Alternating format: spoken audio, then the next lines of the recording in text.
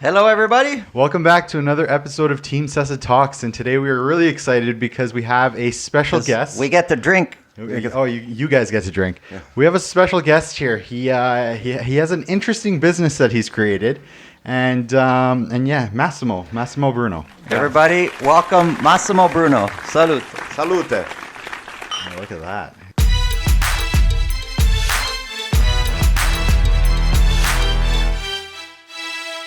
We got Massimo Bruno here. Massimo has an exciting business that he runs. He runs a kitchen studio, right? Yes. We have visited it many times. It's amazing. You call it a kitchen studio. It's not a restaurant. It's not a restaurant, no. Which is a bad part because everyone wants to go. We constantly want to go, but it's on Massimo's hours, not ours, right? It's on Massimo's I hours. decide where. Yeah. It's a great business. So the location is 66 Fraser Street in Liberty Village, right? Yes, correct. That's different in King Different area, in right? King, yes. Like, just a little bit the 2 streets east of King, like on the south side. It's like a dead-end street. So about that's close to BMO Field, right? Yes. Like no, it's actually Lamport Stadium is right there. Oh, so okay. On the same street, and it's a dead end. It's like you never know. Dead ends in Liberty Village. It's cool. It's got a bit of a rustic feel to it, right?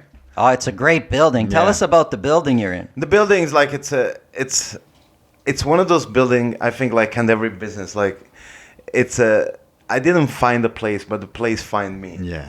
So I kind of like I started like when it was on King Street on this like cool loft, and when I had to move from there, I had to look from a different building, and coming from such a different place, it was hard to find another cool space. But just I want to say a little bit about the story how I found this place, because then so I went. So I checked like a few places out, and I was looking for a good space, but different space.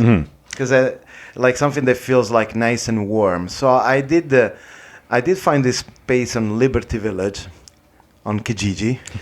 Kijiji. The best place to find places. This is not an ad. Are we advertising Kijiji? Wait a minute. Not an ad for Kijiji. You didn't use a realtor? No. Massimo. Why did we vet him before we brought him on? It was the commission was too high, so I had to move. I gotta watch for the cost. Oh, the knives are out now. Eh? Okay. So it's like I was on a tight budget. Yeah. So I found this place, and it's at the end of Holly, like in Liberty Village. And I said, this can be kind of cool. Remind me a little bit the Al Capone time at the end. And it's the unit. And I look as like, okay, this is, after looking a few places, okay, this is unique enough. But I called the landlord and I said, I was like, I'm ready to sign. And she would call back. And I was like waiting, hoping. And it's like, shit. Like, sorry. Can beep. Yeah, we'll You're too close. Am I too close? Yeah, see. Sorry. Too loud. My technical assistant is giving me crap here. Yeah. Sorry, I didn't say giving me shit. I said giving me crap. Okay.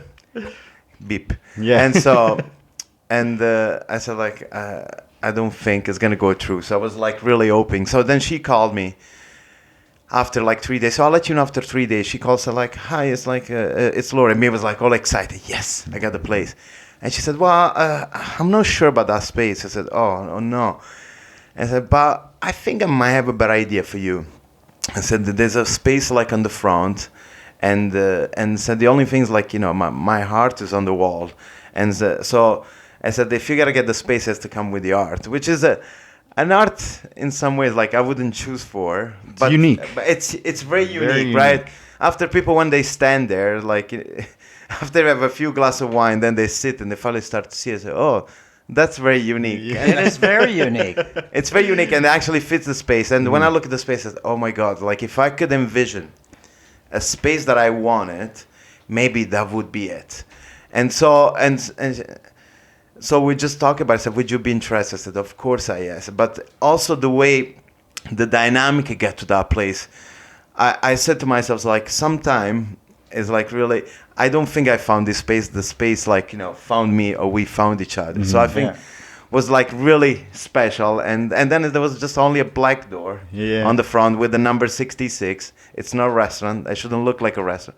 From outside, looks okay. Well, the first time we went, you happened to be unloading your car or something. Yeah, Yes, yeah. we drove. It's here somewhere. That was the Yeah. first day, right? The first yeah, day they opened. yeah, the first day they opened, because we were going to your previous one on King Street, and actually, I have a story about the landlord of your new place too. Once you guys put the deal together, she came to some other guests with her came to your previous location to see what Yes. Yeah, what the that's- supper club was about. And you sat her either right in front of us or right beside. We were really close. We were talking to her, and she wanted to, I guess, see what goes on. What's a supper club? And we're going to talk about that in a few minutes. But she's there, and so we're enjoying our evening at your supper club at the previous place, and she's kind of thinking, I want to see what this is about. And Check me out. Check you out. Yeah. It was a fun evening as always, but part of the fun is noise, everybody laughing, everybody talking, you banging on the pots and pans, and with his official tool with his right there. official ladle microphone there. And I'm thinking, I don't know if it was a good idea that he brought her here before he signs the lease. I think because she said, "What do you do?" I said, what I do is a little bit different. So it's how do you explain unless you actually experience? So it was the best way to experience, and just like some people see what I do, and that's probably sometimes the best way. I can explain what I do, but sometimes the best way is to just experience. And I think especially because you're the events that you put on, because it's you get food, you get great food, but it's an event, right? And so I'm assuming when you were looking for a space like that, and you kind of told her what you did. The space is not set up as a restaurant, No, right? no. It's not, and even the space before that, it was not set up as a restaurant, right? So That's I'm what I sure, like. I'm sure, yeah, and I'm sure people are curious. Okay, like, what do you do with that space? How do you turn that into something where people come and eat? But you found a perfect way to do it. Was there always a kitchen there? No, like I have So to you put the the whole kitchen in. I had to put the whole kitchen in. It's totally movable. I think I saw everything. In case he gets kicked out. Because also, and but also the idea was to create something that it's home. So so I didn't want like a commercial kitchen. Yeah. Because I just for my ideas, when you put a commercial kitchen, it looks nice, it's great, it's easier for me to cook. But when you put just a regular stove, and it just gives you that feeling of home. It's like a fridge. So those are small details sometimes that makes really a difference. Yeah. It's like so we say, I feel at home. And sometimes it can be as simple as just having a normal stove. So when you have a 6-burner, like convection ovens, like now you're in a commercial kitchen. And it's very different from the way it's set up. We'll put some pictures up here so you guys can take a look. But I don't mean to cut you off, but we got to have my favorite art piece up. Maybe hopefully it's there. And I've got he mentions it. Yeah. Papa Gregorio. he mentions We'll but he find it, mentions Tommy. about art there. Yeah. And the first time we were there, I got to tell you, before we actually sat down and we're just walking around looking at the art. It's attractive. It's different, but I that's my favorite yeah, piece. so we'll probably find a moment to put it up. But what I was saying was the way it's set up. So, like I said, we'll have pictures up there so you can see. But it's a kitchen, but the kitchen is so connected to the actual dining space because it's right beside the dining space, right? And you go to a restaurant, and they have some of these restaurants where you have a chef that's cooking right in front of you, but it's a very different feel, right? It's a very different atmosphere. It's because you're in an intimate space. You're in someone's kitchen. So you're in someone's kitchen, and it's unique in some way. Again, like you don't have the commercial kitchen, and plus when you come in, like you're in a private, like Publix, like you're someone's home. Yeah. Actually, at the end of the day, that's where you are. Like you're my home. Yeah. It's like I'm serving you the food. So And it's true. That's the feeling you get. Yeah. That's the feeling you get. Okay, so Okay, so just one last thing. Your building was built in 1906. 1906. Yes. And it's still standing. It's amazing. And it's a beautiful place. Real brick. Real brick, not like the bricks they build today, made in China. But real bricks, solid. It's really, you got these big barn doors on the inside. Where they lead, I don't know, but it's, I guess another room. A wrestling school. I've heard some yelling. Wrestling school. That's right. Once in a while, I've like, you're, Yeah. it's like, it's okay. It's like, it's all good. Just wrestling next door. Those are yesterday's clients. Yes. Okay, so when we say supper club, we see that name now thrown around lots of different places. A few years ago, I didn't know what a supper club was. Heard the name, we went to your place, but now you start seeing it around. For those that don't know, explain, what's your supper club? What's a supper club? Yeah, you said that right. Like, what's yours? Because supper club is a big name, what it means. But in that case, what I wanted to create, the Massimo Bruno Supper Club, is actually my family table. I really wanted to recreate. The idea came from this. Like, I always say, like, who invented the supper club? I said, I don't know, my mom, my family. So that's what I grew up, like a long table, sharing food. And so this is something I want to recreate. Such a simple concept. And they say, oh, that's so easy. You have a long table, you serve food. But like sometimes I would say as an Italian, we're lucky. We make that look as simple. Mm-hmm. Yeah. And so this was like the experience of my life. And then how can I translate that here? So we started the Massimo Bruno Supper Club. All I did, it was the excuse was also that I was going to Puglia to do a tours at that time. This would have been 14 years ago. I'm going to get into your tours in a little while. And a good way, I said, how I want them to experience my regions, but I want to experience like my mom's family table. So I set up a nice long table, and I did what my mom would do, like 5 antipasti, 2 pasta, and we shared everything. So that's really how it started. And everyone's like, you see different people sitting to each other, talk to each other, and there is that part of the table, but there's also the connection that you have to have. I always say you have to have a translator or connection between the kitchen and the people sitting on the table. That's as important, sometimes even probably more than the food. So it's the whole experience. So my supper club is my family table where you share, and also I connect. I feel sometimes I'm you're the host. The host, the nonna, but it's like, how many times you heard the stories like, oh my God, I went someone's house and Nonna was cooking. Yeah. And, we sat to this table, just served food, we ate and loved it. Like something so simple. Why? Because Nonna didn't just make the food, but she connected with the people. Yeah. So you're also in a state of mind. She's the common denominator. Absolutely. So the concept by itself, it's really simple, but then you have to translate the energy from the kitchen to the table. And that's one thing that I guess separates you. Now that I think about it, that's part of the event. That's like the biggest part of the event is, you have Massimo that's there who's describing everything, telling you exactly what he made, what region it came from, all that kind of stuff, right? And then you have the regional theme. That's something evolved with the time. I start with my region, and then. So you're from Puglia. So what? And I know we've been there, but for everybody, and to be honest, I like it all. So I couldn't tell you one region from another. Sonia will say, oh, he's doing Sicily, or he's doing Puglia region, or he's doing Northern, and it doesn't matter to me because it's all good. But say from Puglia, what would be like a famous dish from Puglia that you would serve every time? Pasta with rapini, for sure. Like that's the kind of the national dish of Puglia. When I face the pasta with rapini, or even also Puglia connects to my mom. So lots of time the region, for me, it's my mom. So the food that your mom makes, like I always say, it's like in Italy, your mom makes the law. Yes, that's what you relate to. It's like, oh, your mom puts anchovy in the pasta with rapini. Someone that doesn't. You just judge. It's not the same. It's not the same. My mom, or you always say, oh, it's almost as good as my mom. Yeah. So the pasta with rapini, the eggplant parmigiana that my mom makes, I always say this is a dish that is the staple dish. No, my mom.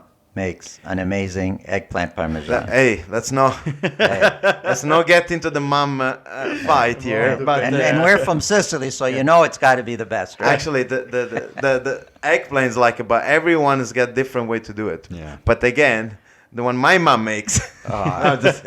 He's pulling rank. And we've actually Don't we have a power button here? You gotta shut off his Now mic. that dish is important for us because I always say, if I imagine a picture of my family, like on a family, they always see a pan of eggplant parmesan in the background. Because since I was a kid, like it's the perfect food. My mom's like, it's good. It's a good room temperature, hot, and the panino. So you go for a picnic. Oh, let's do a parmesan. Let's go on the beach. Yeah. So you're in a speedo and then you're eating parmesan on the beach. Right. And then anyway, That's funny. You're That's awesome. okay. So you do the different regions. You do the Puglia region. You do Sicilia. yes. You do the north. The north. Since then, we didn't like Italy has 20 regions. They call like provinces, but some are like really small. So since then, we've done 16 of them, which is Wow. almost all of them. And I kind of group like Molise, small region. So Abruzzo and Molise it used to be one only region, so I did like one of them. Or even Val d'Aosta is too small of a region, so sometimes doesn't have the same food variety. But we did 16 regions since then, and that was also a good way for me as a regional food, but also as Italian was a way to discover my own country as well. Because when you come like from a certain area in Italy, you know the food from that area. Like even going to Turin, I had no idea what their food was. So it was also like a little bit of a personal development Yeah. in the region. And I said, let me get paid to learn. It's funny because my family's from Pagino, Salute, Salute. from Pagino That will melt the ice outside. in Sicily, and I grew up with the food my mother made. And then when I became of age to start going out and going to restaurants, and there was so many dishes I didn't know existed. And people, oh, this is a famous Italian dish. What are you talking about? What my mother made is all there is that's Yeah. Italian. Nothing else exists. And you start learning about all sorts of other dishes. I must have been, 21 years old when I realized rice is a famous Italian dish, risotto. Yeah. I had no idea. My family never made risotto. It was always pasta with everything. It was always pasta and some sort of meat, and the meat was always done in the zugo. Unless it's barbecue outside, but it's always pasta and some sort of meat. Never any rice. And then you go to an Italian restaurant, maybe you're taking out a girlfriend or something. It's the first time you're of age, you're out. And I'm at an Italian restaurant. I can't find anything my mother makes. They make it's like, What the hell kind of restaurant What is is this? this? Rice. And then there's This is not rice. it's That's rice is something like next to your meat. It's not like a dish on its own. That's the way I grew up, right? Yeah. But it's amazing. You're right. You learn and you experience your own culture outside of your town or outside of your And province. you can also make some dishes as well. Sometimes I feel I have a little bit of freedom when people come to the supper club. Like you don't choose from a menu. That's what you get. And I think that's also part of the experience. Is very important that you actually being host. I feel when you go, this is not to judge a restaurant, but when you go to a restaurant, soon you get the menu and you choose a dish. The experience, now you taking control of the experience. Right. Because you choose like what you want. In Yeah. that case, like, just serve me whatever. Of course, we have 10 courses. You got to give us some choice. Yeah. If you're just catching this podcast right now from this moment on, this is all you need to know. Go to Massimo Supper Club. You get 10 courses. You don't have to think about it. They just serve them. That's it. Well, that's the thing too. There's a lot of variety, right? So even if someone's not a fan of a particular dish, I mean, there's 3 or 4 other main dishes that come out, right? So And the Italian food also it's very diverse in Yeah. some ways. Some people say, "Oh, I'm vegetarian." Is that a problem? No, Italian food is very vegetarian in Yeah. some ways. Like for me, and there's also a question of inclusion. So I like to try to make everyone happy. Yeah. 'Cause I then, love sitting next to the vegetarian. yes, but more Love for it. me.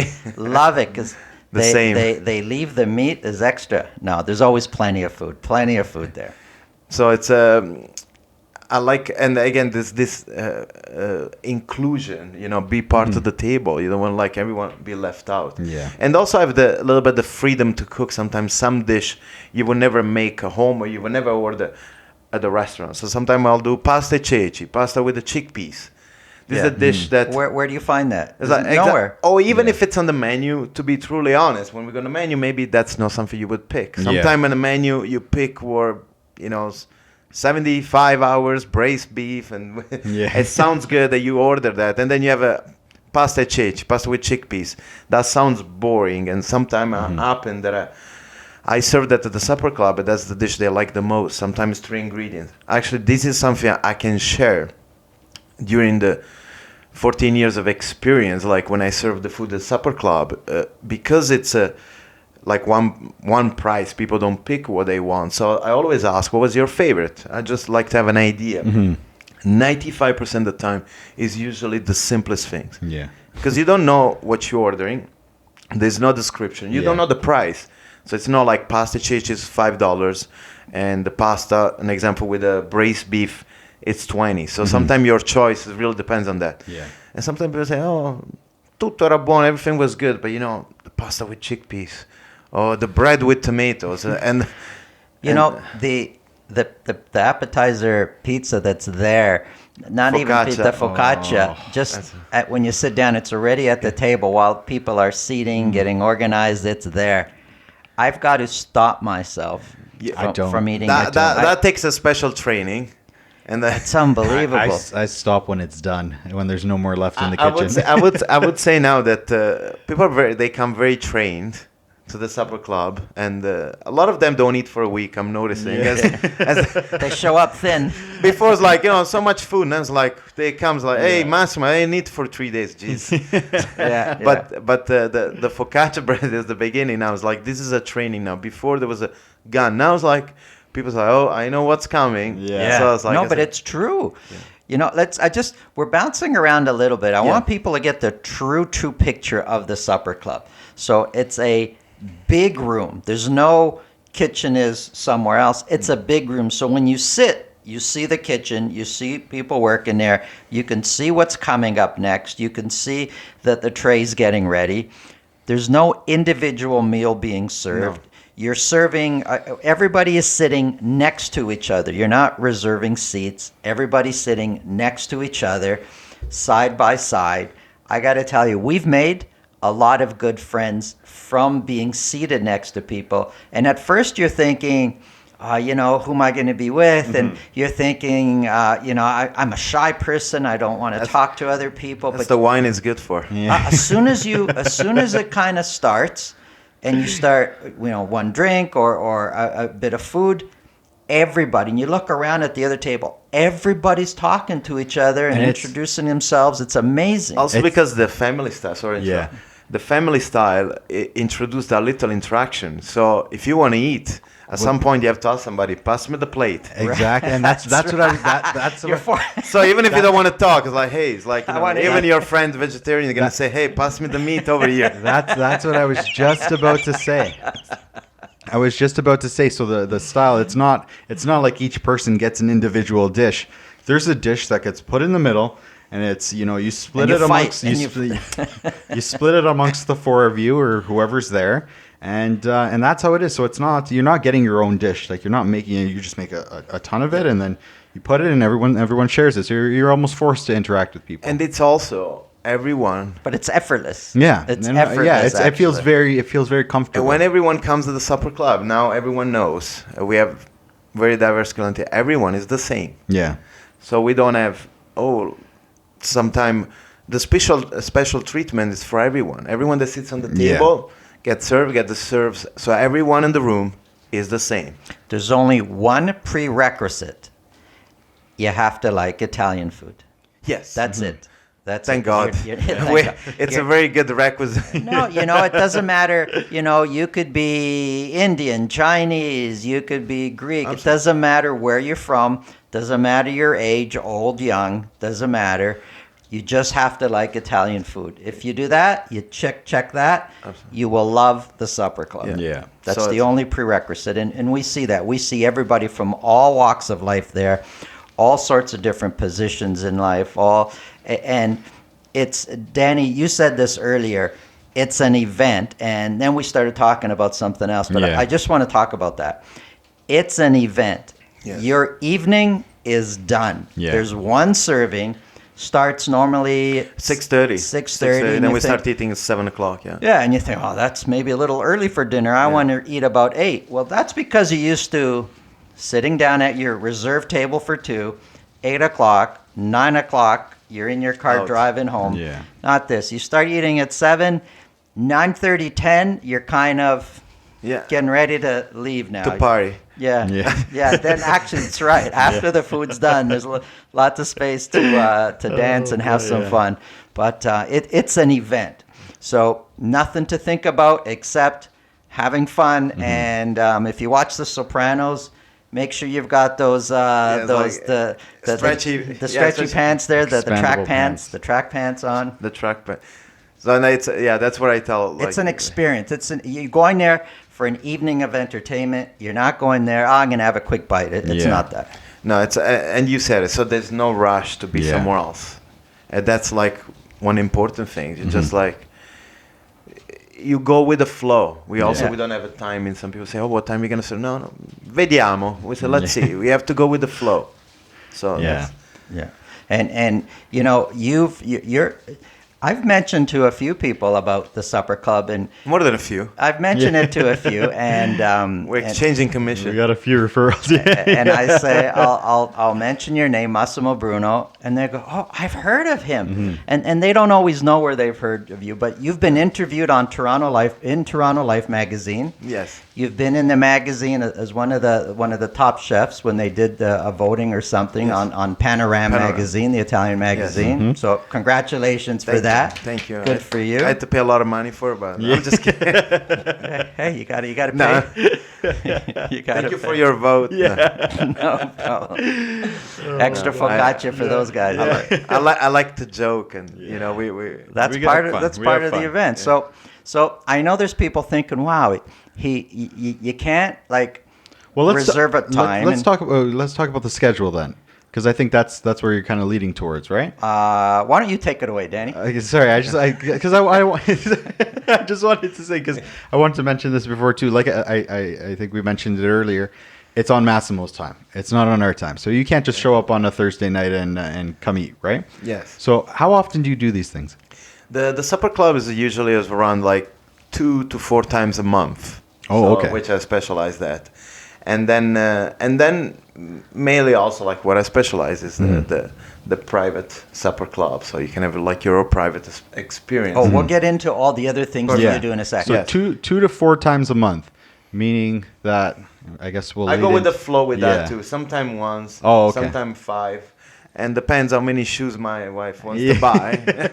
Depends how much money you Yeah, need to exactly. make. So now, right? I think that's leading into what you're gonna say, right? Okay, well, to go to the supper club, you got to go to MassimoBruno.com, sign up for his newsletter. We'll have all the information Yeah, we'll put here all the somewhere, info right? here, yeah. And you'll see the calendar of events, but once they're signed on to the newsletter, you mail out the new Invitation for The the, new one. invitation. One each month, like whenever it's happening in the next month, and then you Okay. can sign up and buy tickets online. Yeah, Yeah. And but I got to say this.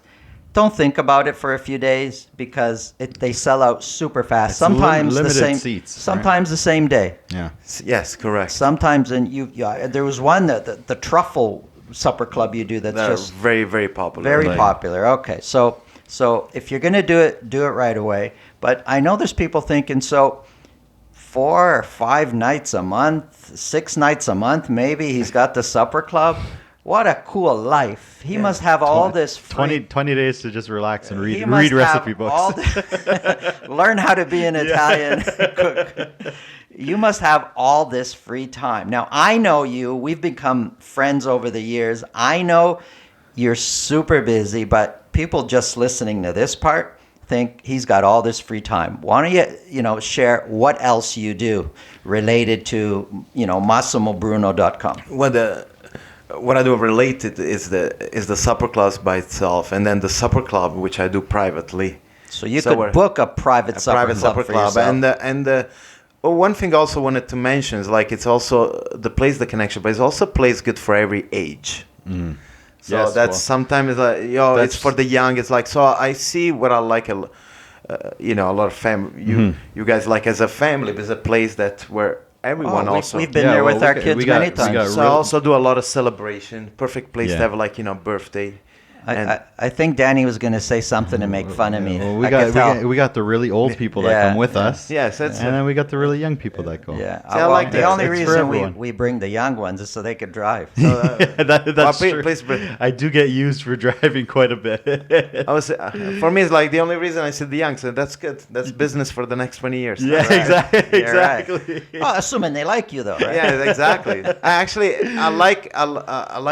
like every age, and then I like the young, and that's actually one of the things that I like the most is the young in a way that it's good because maybe now like not so young, but to appeal for someone Well, younger, and I think sometimes even younger there's a search of authenticity. So other things that I do, talking back to my whole free time, Yeah. Yeah.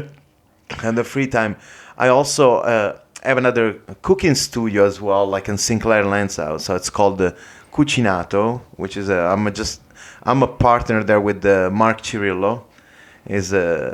He runs Cucinato. Also Gaia Masai. She's a wine and olive oil producer from Italy. So we wanted to create this a small cooking studio again. That kind of feeling of someone's home. It's a lot of fun too. We've been there many times, and we're gonna ask Mark to come on Absolutely. to a podcast here because it's sometimes similar to your event, but it's very different also. Yes. And also tours in Italy. That's something I started together with the Supper Club at the same time. In fact, the first Supper Club was Puglia, my region, and that was a way to experience Puglia, so I could take people like to discover my region. It was a way that, as a Italian, there's something that we like. We like to host. We like to share what we have. So for me, it was a dream coming true. I can just see how that started. I want to visit my family back in Puglia, but I don't want to pay for it. That's it. That's how actually it starts. So I just gotta bring. And how many people? Do You you know, take? my mom was like, you start get the complaint. Oh, I only see you once a year. You know, it's. I said, it's okay, mom. Let me find a way. To see. Let me bring some friends. Let me bring some friends, and they'll pay for the trip. But there's something special, not just about the tour, to share where you come from, with in this case like North American or like people that are not from the area. There's a really excitement because you think you grew up like in a town like that's the piazza. That's where as a kid I used to play there. So There's a lot of people don't know. A lot of people, they spend a lot of time here, but they don't spend a lot of time abroad. And so to give them that experience. And so what he's saying is he takes a group of people. How many people do you take? 16, 18 people. Yeah. 16, 18 people, and you just take them to different parts of Italy, if I'm not mistaken. So I started with Puglia. Now next year I'm going to Sicily. As a lot of them they came with me. Next Puglia year now. we're going to Sicily. Like you're coming. Are you coming back? Exactly, that's the question. So and so we're going like to a different regions, and again I think it's a question of a connection. So every place you go, you have to connect, and it's the same I think as the food. You have to connect with the food. Yeah. You have to connect. So you can go and visit a place. Yeah, it's beautiful, but if you don't connect with the place, and again, you become that middle ground, right? Like in the studio, you become the middle ground between the cooking and the people eating it. You're that person in the middle, and then when you go on the tour, you're that person in the middle again. You give them the connection. I can say something about that. Although we've wanted to, Salud. it's cold outside. Yeah, we've wanted to go on, but we've not been on any of your tours yet. No. But I have spoken to many people that have. Some of them will come to the supper club. They could be sitting next to and they talk about the supper club, and the way they talk about it, it's different than we were on a tour. Yeah. You're on a tour. You got your tour guide. Yeah, I guess there's some sort of relationship being built, but you're taking them to when you go to Puglia, to your family's place, to where you grew up, and when these people come back and they talk about you or they see you at the supper club, they're talking to you in a way. It's like your family, like yeah. your We become- brothers. Yeah. I don't know anyone who does that on other tours that they go on. We Yeah. really become. First of all, there's something. This is yes, it's a job for me, but honestly, it's an hobby. It's something I wanted to do since I always tell people I don't see myself doing this tour every month. So, so I really when you spend time 1 week together, not just like be the guide, like you sharing 3 meals a day together. Yeah.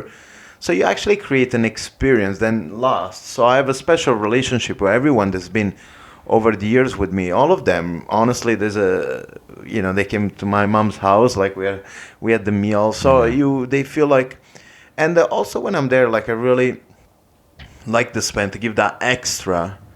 And so it's because I always say if you go to a tour or even to trips and you come back, so it's great, but then you don't talk about it. After many years, I still talk with people. We share the experience, and then I say, "It worked." Well, it's an experience. It's an experience. It's an experience, just like the supper club.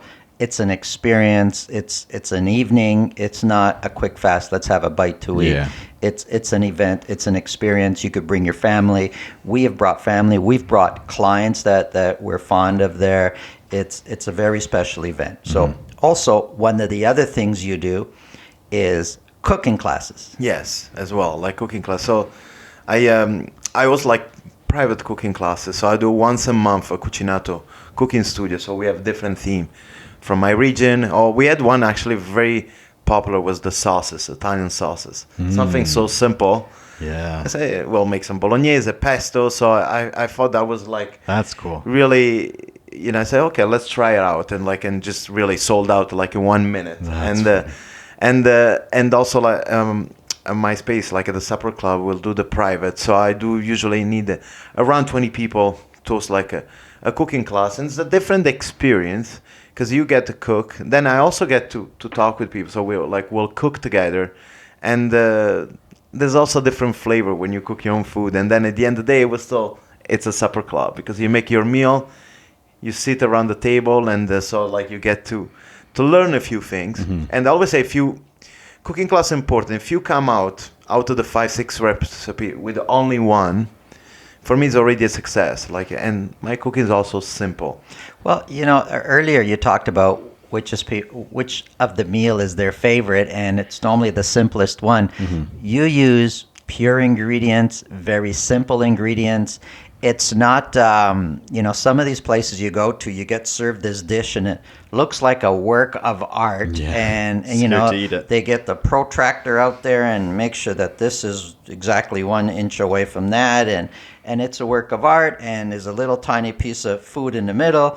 And that's not this. This is like being at home. There's a big bowl put in front, and people grab their food, and it's simple, tasty as hell. And Tasty as hell. And simple. Sometimes you have to teach about simplicity. Yeah. Yeah. Nowadays, be simple is not so simple. No, that's true. So if I'll say just make these 3 ingredients, say that's it. Is it possible? It's like sometimes they ask me cherry tomato sauce. It's like 3 ingredients, like 4, like olive oil, cherry tomato, garlic, and basil. I say no, that's it. So yeah. So when they do, oh my god, that tastes so good. So there's something we think sometimes in cooking we have to use so many ingredients to make something taste good. Well, everybody's trying to outdo the next person, Yeah. person, That's more true. fancy, That's more true. fancy. But That's true. coming back to the basic is, just like your mother made when you were growing up, there was nothing tastier than that. Yeah. Right? And I bet you, if you ask like an Italian boy and say, "What's your favorite dish?" I would say more than half would say, "Oh, everything's good, but a nice spaghetti al pomodoro." Yeah. Yeah. It's the first things we miss actually living Italy. It's like, oh, all I want is just a spaghetti with tomatoes, like a good, Well, actually, anybody coming back, someone who's not Italian, when they've gone to Italy and they come back, one of the things they brag about the food is how tasty, but they're blown away how simple it was. Like here, for pizza, you order a pizza here, and you want everything on there. Yeah. Over there, a little bit of olive oil, a little bit of That's it. basil, and here's your pizza. What? And then you taste it, and you're licking your fingers. It's so tasty. Yeah. And pasta's the same way. Simple, not these, over-the-top, extravagant type of dishes that, it's like, what is all No, and I do respect too, like the extravagance. So this is no. I think it's like which kind of experience do you want, and again, like try to understand simple is good. I can say simple is better. Again, there's the food that, as you say, is a work of art and it's really tasty. I appreciate that, but also create a different feeling around the table. So you're actually having a different experience. If you want to feel sometimes comfortable even at the table, you have to make a comfortable food. It's really important. So if 10 courses of comfort food. exactly Imagine. 10 courses, 10 courses of comfort food. Wow, Massimo, it's been exciting to have you here. Oh, thank you for having me. Oh my God, this is a Thank you. Thank like you. this. Because of Great you, we get to drink while we work. great experience. Thank you.